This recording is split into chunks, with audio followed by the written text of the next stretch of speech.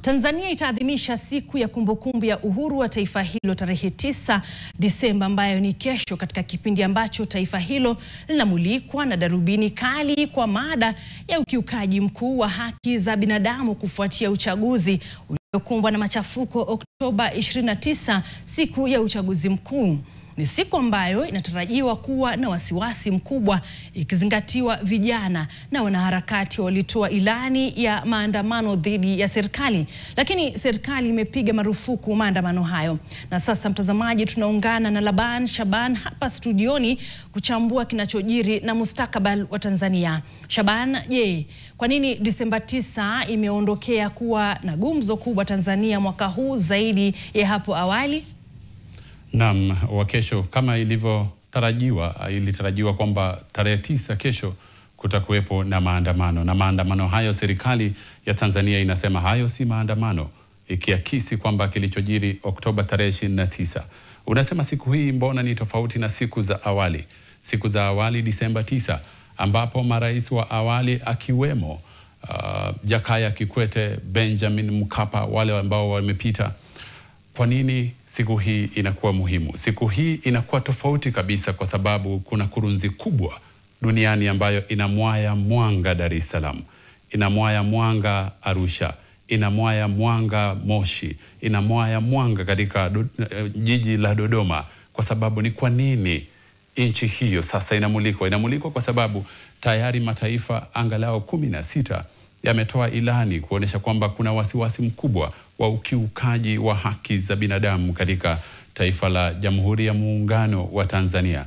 Ikizingatiwa ijapokuwa kwamba Tanzania haijatangaza kabisa idadi ya watu ambao wametoweka, watu ambao wamefariki katika uchaguzi wa Oktoba 29, ambapo kulikuwa na maandamano katika taifa hilo wakati wa uchaguzi mkuu ambao uliishia Rais Mama Samia Suluhu kuwa rais wa Tanzania kwa 98%. Hawajatoa idadi yoyote kusema kwamba ni watu wangapi wameathiriwa, lakini tunachojua ni kwamba angalau watu 2000 wapo kizuizini, wengi wakikabiliwa na makosa ya uhaini, ukipenda treason.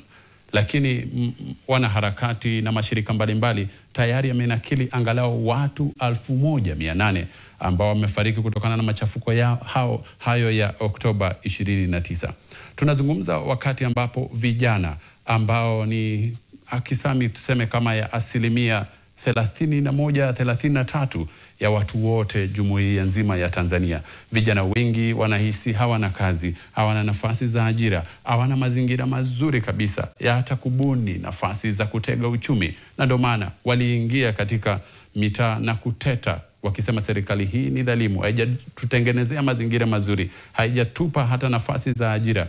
Ndio maana kwamba walikuwa wanaandamana, na pia katika sera za uchaguzi ikizingatiwa pia upande wa upinzani walikuwa wanateta kwamba mazingira ya uchaguzi, sheria hazifuati tu na vitu kama hivyo. Na ndio maana walikusha tangaza awali kabisa hadi mwezi Novemba ulipokuwa unaanza kwamba tarehe 9 Disemba kutakuwa na haya maandamano. Kwa hivyo msemaji wa serikali Gerson Msigwa amekusha sema kwamba hawajapata ilani yoyote kwamba kuna maandamano, hawajapatiwa taarifa yoyote kwamba ni kina nani wanaandamana, hawajaambiwa ni kwa nini wanaandamana. Kwa hivyo ni kauli ambayo inajiradidi kwamba wamekuwa wakipinga kwamba hata yale ambayo yalishuhudiwa Oktoba tarehe 29 hayakuwa maandamano, yalikuwa machafuko, yalikuwa vita, yalikuwa vurugu, japokuwa kwamba wanapuuza sana masuala hayo ambayo yalikuwa ni ukiukaji mkubwa wa haki za kibinadamu.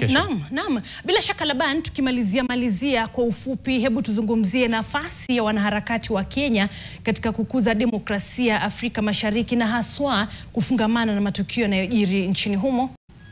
Asante. Pengine isingezungumziwa sana kuhusu hali Tanzania kama serikali ya Tanzania haikuzima interneti, kama serikali ya Tanzania haikuzuia vyombo vya habari kutangaza matukio ya Oktoba 29 wakati wa uchaguzi. Na ndio maana wanahabari wengi walijaribu kutafuta taarifa wakakosa, kwa sababu wamekwisha zuiwa, wamekwisha banwa. Kwa hivyo nchi ambayo inaendelea, nchi ambayo kuna kiwango fulani cha demokrasia, mataifa mengine yalianza kuhusika na masuala ya Tanzania kama jirani, na wanaharakati wa Kenya walikuwa mstari wa mbele katika kuangazia yaliyokuwa yanajiri.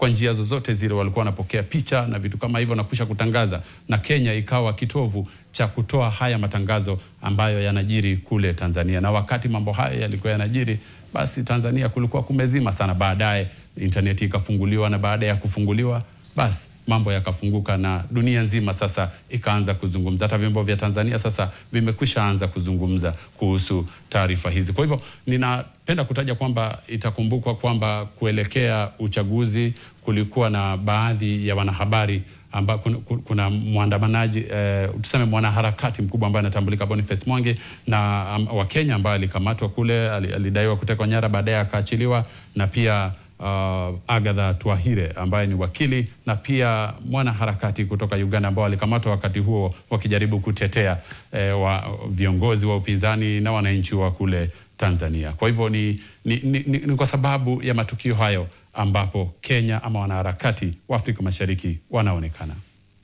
Sadakta kabisa, huyo ni Laban Shaban, mpenzi mtazamaji, bila shaka akipiga darubini taifa jirani la Tanzania, ikizingatiwa kwamba hapo kesho basi watakuwa ni wenye kusherehekea siku ya uhuru wa taifa hilo, siku ambayo huenda ikazingirwa na maandamano. Lakini letu hapa ni jicho na vile vile mtazamaji kukupasha kikamilifu. Asante sana Laban Shaban.